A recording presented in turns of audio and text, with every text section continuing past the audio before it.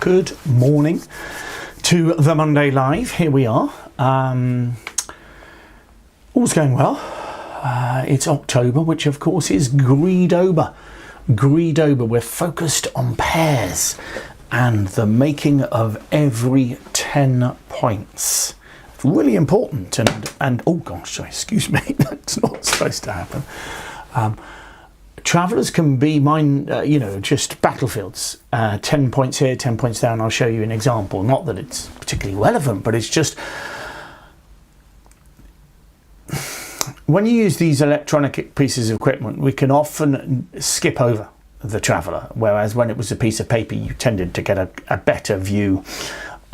You can see them if you go on Bridgewebs or Pianola or those kind of things afterwards. You can look at the travellers, but quite often that will be after the moment, as it were, after the feel of should we have bid 3 spades or should we have let them play in 3 hearts, should we have doubled them. Quite often having those questions in your mind and then seeing the traveller will help you there and then. But as I say, because of these new methods of scoring, mostly electronic, we get out of the habit of knowing if we've won or lost, but also we forget how to score. Knowing that 110 is 110, so 3 clubs or 2 hearts is 110, as compared to the 100 you're getting for something down, is really important. So we'll look at that. What I'm going to do this morning is repeat the start of the seminar. So sorry for those of you who already looked at the big seminar, but we're just going to look at the start and then talk through that. What else have we got? Well, Portugal is coming up. Portugal, I can show you that on here. Let me just get to Portugal. Not that you're going to book it necessarily, because it's only in 2 weeks, but that will affect this month. So next week is completely normal, I think, until the end of it. I think I'm doing the Friday live on Thursday of the next week, but I'll more of that later. And then we are doing a recorded week, and then I've got half-term holiday. In fact, I think I've got a 10-day holiday from Friday until then the next Monday, but that will all be in your calendar. And then I come back in November, and beginning of November, it's all a bit tricksy then as well, because I go to Ireland, which is exciting. So I do a couple of lives on Monday, one of which will be the Monday live and one of which will be the teams. So I'm recording a few things, and we'll keep things exciting. Of course, we'll have another topic as well in November as well. So all sorts of things happening. We are doing lots of holidays though. So it's not just Portugal. You can see there's all sorts, which is quite exciting really. So do have a little look at our holiday website. We are now the agents, and it's taken a bit of teething problems, so bear with us on that. Okay, but hopefully you're going to find it's better than it was. That's the plan anyway. So come and enjoy our holiday with us and experience it. Of course, we've still got all of our UK holidays and all those things, which include the Isle of Wight. I think there's the old barn and those kind of things. So there's all sorts of things going on. But we are focused on what we're focused on. So we've got our Greedober. So we're defending against Partscores. So tough. But it's a very subtle part of the game. But if you can improve it, it'll make huge differences. Okay, really will. And we're still doing negative doubles on the Fridays, and we've taken that a fair distance, haven't we? We're now really dealing with really annoying opponents. So the opponents are making our life really difficult, and we're just trying to be realistic about it. Okay, we're not going to get it all right, but we'll do our best if we can. Okay, so let's get going. I just need to go back to the start of the PowerPoint, but let's go to the 5-level decision, which is what we usually have. So let me nip over here if that's all right. Let's remind ourselves what happened. This is what we saw on Friday, and week 2 from North. Now East didn't didn't bid here, which is of course correct. You can't be doing a week over a week, so you don't want to be bidding the unusual two no trumps here, as it were. You pass first. Okay. Southend bid 4 spades. Double from West, and it goes past, and it's your bid. Okay, so your partner's made a double here. Nobody's vulnerable. 2 spades pass, 4 spades double, and it's your bid. And we'll be using an expression to decide what we'd be doing here, and a number of you have already seen it. So we'll come to the answer to that, of course, after our seminar. But that is your Now, I've just been reminded of something by my wife there, so let me just slip that up before we move on to the seminar. And of course, that's our charity. So we're aiming to raise money for charity as usual around this time, and we've got a charity raffle which you're welcome to enter. Some lovely prizes. You've got a place on a UK holiday event, which is a great prize in itself. You've got a hamper that's worth over £200, and you've got Q+ software. So there are 3 great prizes there, which are well worth winning. And to donate, please go to our Just Giving page. Once we have got there, it says, I think on there, let me just see when it closes. I thought the 9th of October. I thought we were going to extend that by a week, but we'll see. I'll speak to Helen about it. But yeah, you've still got at least till the end of this week, and then we'll be able to announce some winners. But I will confirm that. But please, if you fancy winning one of those lovely things, particularly, of course, the holiday in the UK, or the hamper, or the Q+ software, then please do get excited. I don't know whether we're getting up to Q+ 17 yet. I'll have to speak to Hans, because he's got a new launch coming of his latest product, so we'll see what that's called. I may well be beyond Q+ 15, and you might well be getting that, so we'll see. So okay, let's get to the seminar. So what I'm going to do here is just go through the start of the seminar. So those of you who've seen the big seminar already will recognize this, but it's just to create a perspective for the month. Okay, so defending part scores at pairs, and I'm afraid to say it's going to be the same as I say every time when I talk about Guido, but you have to know what a good score is. It's really tough, really tough. Okay, so you're comparing your scores with theirs. Are you making is going down good? So knowing which side of the deal you're on. Understanding that if you expect to make a contract, then you've got to work out whether taking them down is profitable or not. If they're giving 100s away vulnerable, then 2 off could be a top. Or doubling them and taking them 1 off could be a top.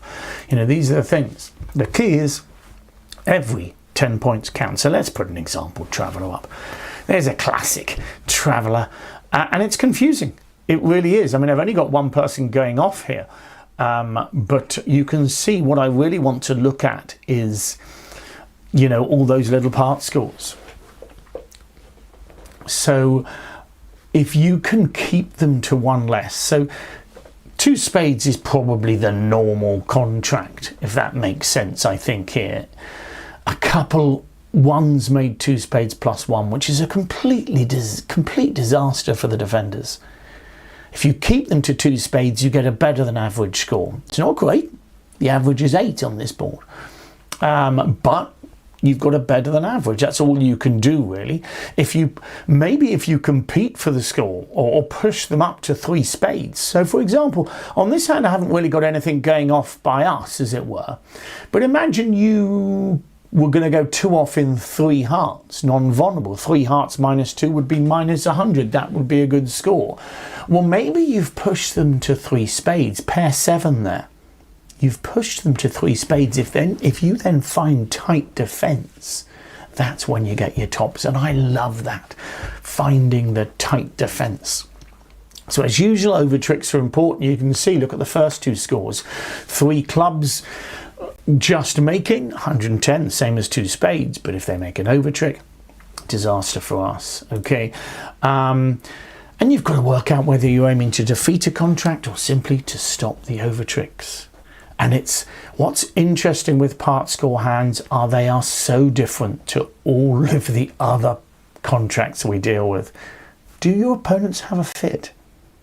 A lot of part score hands, we you know, one heart, one spade, two clubs, oh, two hearts. You know, they're bidding, they haven't necessarily got a fit. Two hearts just says, go on, we'll play in your first bid suit. Very often it'll be a 7-card fit. Really tough to judge. And the first thing I put on any list here, and it's the same when we're declarer, is trumps, trumps, trumps. Trumps, trumps, trumps. Think about trumps. Think about leading them, think about not leading them. Think about switching to them. Think about not switching to them. It's hard, but you've got to estimate what you think is going on in the trump suit. When dummy comes down, big change now. Dummy might just have one of their suit. Suddenly they're in a 5-1 fit. Should we attack trump? Should we just let declarer struggle? Force him to rough and then he loses control. Really tricky. So it's very unlike 4 hearts or 4 spades or 5 clubs or 6 clubs for that matter, okay, where you expect a big fit. Here, very often, the trump suit can be like a normal suit, and this is what's crucial here. If you're playing in 2 hearts and they've got a 4-3 fit, I want you to think about the trump suit like any other suit, and what that means is we're going to come across this concept of a frozen suit. And we don't usually think about that in terms of trumps, because we usually just think, oh, let's lead a trump, draw their trumps. But so often I've played in a part score contract, the defenders have thought, well, I've got to draw trumps here. And they've made life really easy for me. I had a horrible trump suit. I had sort of ace 9 to 4 opposite jack to 3. Just grotesque. They led it, and within two rounds of trumps, I'd almost drawn the trumps because their queens and tens had fallen together and those kind of things, and life was easy for me. Whereas if I had to play the suit myself, it would have been horrible. And that's what defenders have to realize. Okay, so you've got to try to, I need trumps on the top of your list as a defender, but it's all about working out whether you should be or shouldn't be. Should you be trying to stop declarer roughing in dummy? Well, dummy comes down, singleton, 3 trumps. But if dummy comes down with 2 trumps and a balanced hand, no interest in drawing theirs, maybe we should be aiming for roughs ourselves, because remember, we've got quite a lot of trumps. If we've got 4-3 in trumps, we could have more than them, you know, as we're going to see. So it's interesting, but particularly if we're 4-2, if we can get a rough in partner's hand, if he's only got 2 trumps. But if I've got 4 trumps, do I want to rough with them? Depends how big they are. Maybe I want to force declarer to rough, and then I'm in control, because if I've got more trumps than declarer, I'm happy. Lots and lots of things to think about here. Okay, so what is declarer's trump fit? We know how they are breaking. So if we see 2 in dummy and we think declarer's got 5, we look at ours. If we've got 3, it's annoying, because it means the trumps are breaking 3-3. That's easy for declarer. When they're breaking 3-3 like that, maybe you try to pursue roughs on your side. And if one of you can rough, it makes life a lot better for your side. Whereas if the trumps are breaking badly for declarer, let's say you've only got 1 or 2, now you're excited, partner's got lots of trumps, or vice versa, you can see you've got lots of trumps. Okay, now you can play in a very different way. Okay, who's got the strong side suit? Has declarer got it? Well, if declarer's got 5 solid diamonds, once he's drawn trumps, he's in the money, as it were. Or maybe we've got a strong side suit, force declarer to lose control, and we can run our side suit. Makes a lot of difference to the number of tricks you make. Okay, so let's look at some simple examples. And these are the examples I start with on the big seminar. Okay, a nice and straightforward auction. These auctions are going to die early. Now, this is an interesting one. You've got to decide when how weak you are when you protect. So here it went 1 spade, pass from you, 2 spades, pass, pass. And I think with 8 points and a doubleton spade, I probably would pass it. If that was a singleton spade, I would reopen and try to compete for this hand. Okay, but here with just 8 points and a doubleton spade, I think probably passing 2 spades out is reasonable. Okay, but it's very borderline. Remember, when I hear the auction go 1 spade pass, 2 spades, pass, pass, I'm desperate to try and make a bid. Does that make sense? So I think it's really, really close. But you've chosen to pass, and if you choose to pass, which is, I think, normal, you've got to decide what to lead. Now, what's interesting here, again, although they've supported here, they could be in all sorts of fits. It could be a 4-3 fit, a 5-3 fit, a 4-4 fit, a 5-4 fit. We don't know. On these kind of auctions, I think most of the time your hand will dictate what you lead. So if you have a reasonably obvious lead, so touching honours, for example, then you're probably going to lead that. There's no emphasis here on leading trumps. Whereas if I didn't have an obvious lead, if I had isolated honours in each of my suits, then I'm more likely to lead a trump. Does that make sense? But actually, you don't know what it's right to do on these kind of hands, and that's what's up here. So for me, it's a queen of clubs lead here. No doubt about it. Nice and safe. Well, relatively safe. And then we see dummy and make decisions. Okay. If I change it and give you ace jack, queen 10 jack, you know, these are difficult leads. A heart, a diamond or a club lead could quite easily give a trick away. Queen jack of clubs could as well, okay, but it's less likely to, whereas here any lead could. So here I therefore would lead. So it's the same auction, 1 spade, 2 spades, and I would lead a spade. Okay, once again we choose to pass 2 spades out. Okay, so on these particular auctions, actually it's your hand that dictates the lead, the texture of your hand, not particularly the bidding. And look at what the difference it makes. Now, clearly I can set the hand, don't get me wrong, that makes life easy for me. So here's the first one where we led the queen of clubs. We had queen jack together, we felt that was safest. You know, and declarer can obviously rough clubs, but you're never going to stop that. Okay, what's going to happen here, I think, is by drawing trumps, you're going to help declarer because he's got lovely diamonds there. So on this particular hand, you might think, oh no, declarer's going to rough clubs. But actually, if you just drew trumps, so if you led a trump to the ace and another trump, declarer will knock out the ace of diamonds and may well make 4 diamond tricks from dummy. Can you see that? So it's going to depend on dummy. So, I mean, what I'll say in a moment on another slide is sometimes there's a bit of luck involved.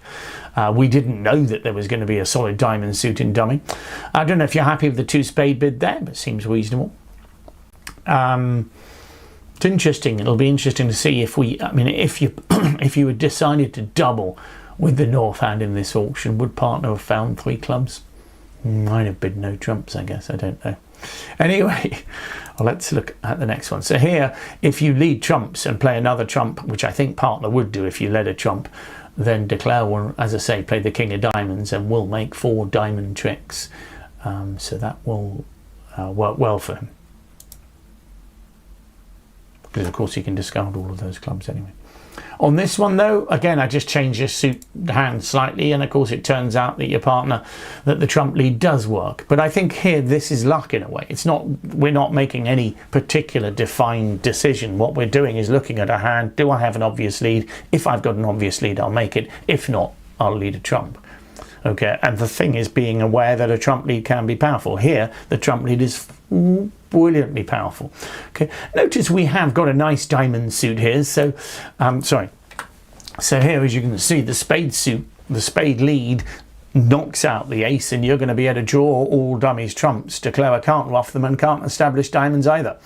So declarer does struggle on a spade lead here, probably making 3 spade tricks, a diamond, 2 hearts, and a club. So, you know, he's likely to go off here. Whereas a club lead, or a heart lead for that matter, is probably going to give declarer enough time to get some club roughs in. Okay, and may well get 2 club roughs in, as well as leading up to king of clubs. So that will make a big difference. I think it might be 2 spades plus 1 or 2 spades minus 1. Okay. I think the key is I mean, these are really, really tough decisions. Sometimes the auction helps, and we're going to see a later auction where there's been a bit more bidding. That's going to make a difference. But one spade, two spades is a similar auction to one no trump, pass, pass, pass. You know, you're on lead to one no trump, pass, pass, pass, and you are not in a happy place most of the time, unless you obviously got your king, queen, jack, 10 of a suit. You know, quite often it is going to be a wild guess, and you cannot be right all of the time. Sometimes it's going to be luck. But hopefully, just work out when you go wrong, when you make the right decision, have a look at everybody else. Has everybody else made the right decision? And if they have, you know, work out why. And particularly when you play in a club, you know, I'm very happy to get emails sent in here, hands sent in. But if you play at a club and there's an expert or whatever, ask them, why did they lead the diamond? Why didn't they? I mean, a club looked obvious to me. Why didn't they? Why did you lead the diamond? And hopefully they give you the reason, and you can learn from that. So, you know, trying to learn from the hands where you feel the part score, you know, they made an extra trick. Of course, once you see dummy, everything changes, and that's crucial. So again, I'm one of those people who prefer you to look at dummy rather than scribble in your scorecard. Okay, the scorecard can be filled in later, assuming someone remembers the contract by the end of the contract. Okay, so focus on dummy because it is so important. Okay. And this is what I mentioned earlier, the idea of a frozen suit. When there's an honor in every hand, very often the player who leads the suit gives away a trick. Now, if you have a little bit of shortage and your partner has a little bit of shortage, by aiming for roughs yourself, you can put pressure on declarer to lead trumps himself. And of course, as we've just discussed, whoever leads the suit, if it's frozen, will give a trick away. So by not leading trumps when you have a solitary honor in it, you will generally save yourself trouble. Now, this includes when you see dummy and dummies begging you to, because there'll be times where it isn't right to switch, even when dummy suggests it might be. That's where you've got to be careful. You've got to make the judgment call. Is it right for me to switch from jack to 4? Okay, because yes, you'd like to maybe draw trumps, but could you give away the whole suit? And sometimes you can. Queen 10 and another in dummy, and you lead away from your jack, and it goes small, small, king and ace, and suddenly your jack gets finessed. It's nasty. Okay, and this is obviously particularly when declarer doesn't have a fit. He's got a 5-2 fit or particularly 4-3 fit. Now you've got the classic scenario where you might have a 4-3-3-3 or a 4-4-3-2, where one hand is going to be absolutely compromised if they lead the suit. You're hoping it's going to be declarer, and so often declarer will play trumps early. Okay, and if he does, that will usually help you. Okay, so beware of leading from an honor. Okay. So here's the hand, and this is a more pertinent auction in the sense because we see some bidding. It goes 1 spade, 1 no trump, 2 hearts here. Okay, now again I've deliberately given you a nice lead outside of trumps here, but there's a temptation, even if you had queen small, small here, to think, okay, I don't really want to lead away from my jack of hearts. It's like any suit. Like, on a weak no trump opening here, I wouldn't want to be leading from 4 to the jack. So if it went 1 no trump, pass, pass, pass, it's not a suit I want to lead from. Too often I'm giving a trick away because it's a frozen suit. I've got an isolated honor. Here we are going to lead the queen of diamonds. It's queen jack. It seems relatively safe. But the reason I'm not leading a heart, yes, I'm tempted to try and draw trumps, because remember, although Easter's bid a no trump doesn't mean he's balanced. He could easily be short in spades, and I have lovely spades, and I don't want my spades to be roughed away. So there is an emphasis. Part of me wants to lead trumps here. Does that make sense? Because dummy could come down with shortage, and I do not want suddenly my jack of spades to be roughed away. Okay, but at the same time, so often I'm looking at a 4-3 heart fit here, and if I lead a small one, it's ugly. Okay, so here I would be leading the queen of diamonds. Okay. But if I change the hand again, I mean, let's do it again, same auction. We've got the same feeling again here. I've got ace jack to 4 in spades, so I am very hopeful of making a couple of spade tricks here, if not a third one. You never know. I mean, declare might have king 10 to 5, and if East has no trumps left, then I may make 3 spade tricks. Let's say my partner's got the queen, for example. Okay. However, if I allow declare to ruff in the dummy, then those spade tricks go away. So I do want to lead a trump, but I just don't want to lead away from an honour. So here I've given you a holding with 3 small. For me, this is a trump lead. Okay, it won't always work, but remember, you're leading up to your partner's strength. So your partner could well have nice, you know, king, queen to 3, or king to 3, or ace, queen sitting over a king or something like that. By leading small, generally, whether you're a declarer or a defender, is an advantage. You're leading up to partner's high cards. Excuse me, it won't always work, but the main issue here for me is avoiding leading away from an honour. Queen of diamonds is okay here. Okay, but I think here, given that I've got nice spades, I do want to lead a trump. So let's look at those two. Again, I can create the hand, but here's one. And here's a classic situation here where declarer may well get some trumps, but of course there's no surprise. Look at how the spades are. It's no surprise if you've got 4 and West has got 5 that your partner will be able to overruff dummy if he needs to. So although yes, declarer can ruff in dummy, South can overruff. So declarer might be tempted to play a couple of rounds of trumps or something like that, and then you'll be in a position to draw. But look what happens if you lead a trump. A small trump goes small, small. Your partner puts the queen in. The king wins, and declarer can then finesse your jack if he so wishes. Okay, which looks nasty. So you've got to be really careful. You will often give tricks away in the suit. And declarer can make a ruff and make 4 trump tricks quite happily there. And then collect enough outside. So you can see it's a classic suit that in no trumps you'd have the same problem if you led. But it's all about trumps. That's what's so difficult here. If we change it here, now again, I can set up the suit. Partner won't always have a holding like this, but here's a classic one where the trump lead works brilliantly. Okay, I've led from 3 small. Okay, now again, I could have ended up having here queen 10-9 and not wanting to lead them necessarily when it would have been right. But here, I've chosen to lead a trump, and you can lead because I felt it seemed a safe lead. And of course, on this occasion, it goes through the jack. Partner's got the king, queen 10, so we're leading up to partner's honours, and that allows us to draw all of dummy's trumps. Okay, and of course, what that means is declarer only makes 2 trump tricks in the end, and ends up losing a lot of spades to us. You know, so in theory, if he has to play spades all the time, we'll make not just the ace and jack, but also the 8.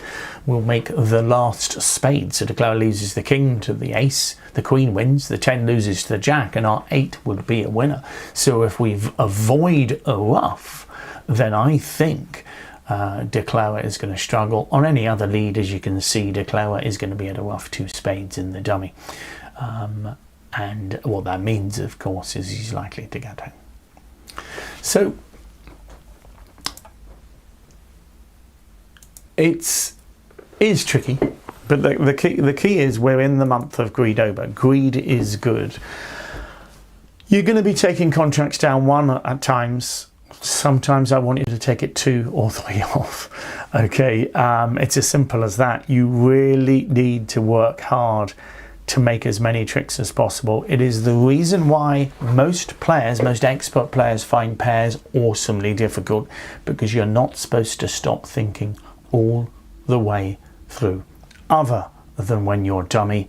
And a lot of us dummies are not good at that either, are we? We are, you know, really, because you have to think on every single trick.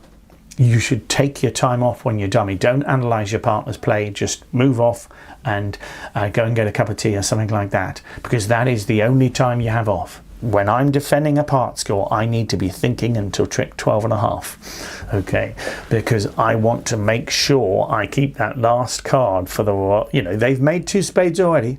There's 1 trick to go, 2 tricks to go. Which card do I keep? If I can keep the right card, 2 spades making exactly might get me a top instead of 2 spades plus 1.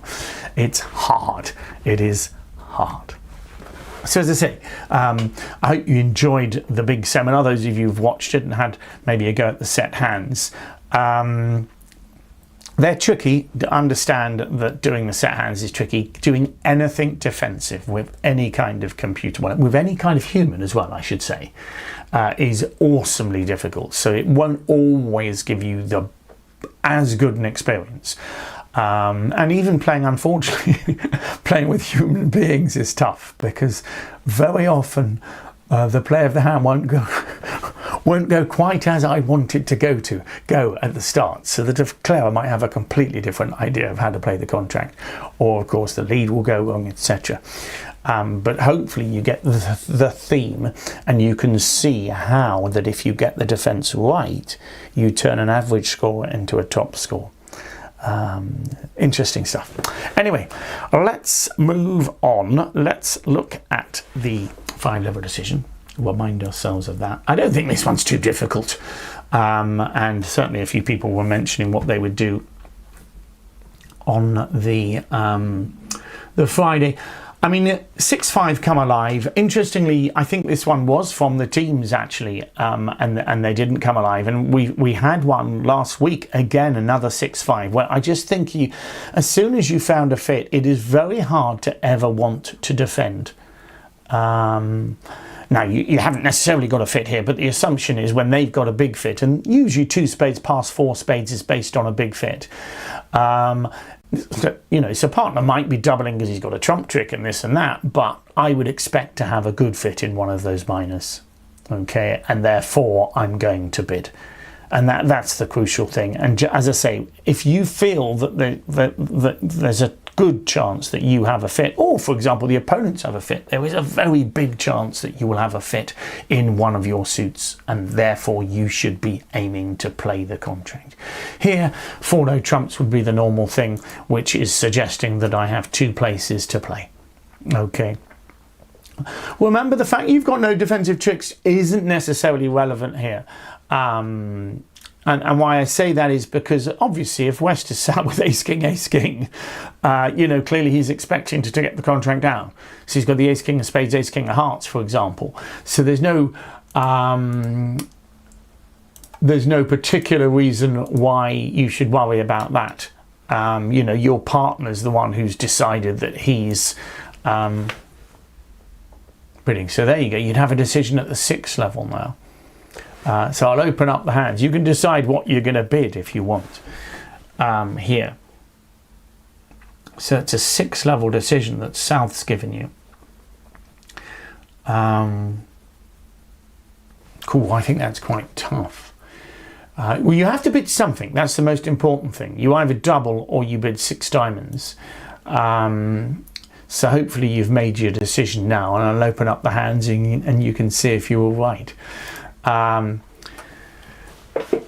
as usual, there's no correct decision in a way. Now, it turns out 6 diamonds would have made, but you know, equally North could have had a singleton heart in this auction, and it could have gone a heart to the ace and a heart rough. It's quite a hand though. South has done the right thing, bidding on. With such a lovely heart, once he finds you finding 5 diamonds, he feels you've probably got a fit, and therefore he decides that he expects 5 diamonds to make.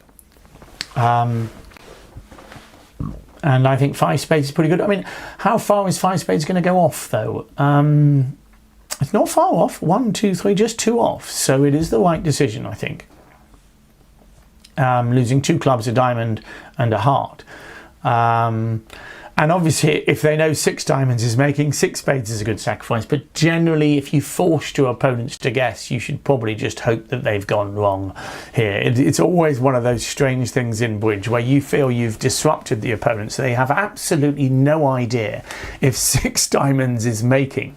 And I think 80% of the time, if East-West bids 6 diamonds in this auction, South is thinking, yep, I'm going to get a good score, and he will get a good score. Unfortunately, this is the 20%. Because as you can see, 6 diamonds is going to come home here. Well, South decided just to bid 6 spades anyway. But don't forget, we get 500 out of 6 spades, which is worth more than a game. So we are happy enough. But as it is on the hand, South is quite correct. I think South is thinking that, okay, if they're bidding like this, they must have a void. But you know, that's a dangerous assumption to make. Clearly, if we'd both had a singleton, we'd have been quite excited as well. So there you go. So South, well done, South. I'm not sure I like that bidding. I prefer to make the opponents make the last guess, and there's no doubt that East was guessing when he bid 6 diamonds there. But you can see the fact that we're even contemplating 6 diamonds suggests that we should definitely be bidding over the 4 spades doubled there. And we use 4 no trumps, as we've been discussing on Friday in those auctions, not as Blackwood but as partner. Come on, we've got a certain number of places to play. Which one do you think is best? Okay, let's finish with our bidding quiz. Don't forget, you can always get the answer to this on the website. It goes a diamond from South on your right, you double for takeout, 2 diamonds from North, 2 spades from East. Okay, so a diamond double, 2 diamonds, 2 spades from your partner, pass, and it's your bid. What do you think? Okay, diamond double, 2 diamonds, 2 spades, pass, and it's your bid. Interesting on that one, so good luck with that. See what you come up with. As I say, you get the answer on the website whether you're a member or not. You probably have to put your email in. If you haven't already done it, you should have done, and if you're not a member, why not? That's what I say. Remember, you can always try, and then you get the wealth of information. And if you need help with it, don't forget to just send an email and say, look, I've come on for the first time. There are 1,000 videos to choose from. How do I know what to choose? It's a good question, and we'll try and help you. Okay, well, I hope you enjoyed that. Don't forget, it's a normal week, this one. We've got the Wednesday teams and the Friday live, and then towards the end of next week is when things might change. We still have the charity raffle going on, so do have a look at that. And don't forget, there's also the diaries. The Bridge Player's Diary, which is out in stock, and Helen has been sending them out. So do put your order in for that. Thanks very much for your company, and see you again soon.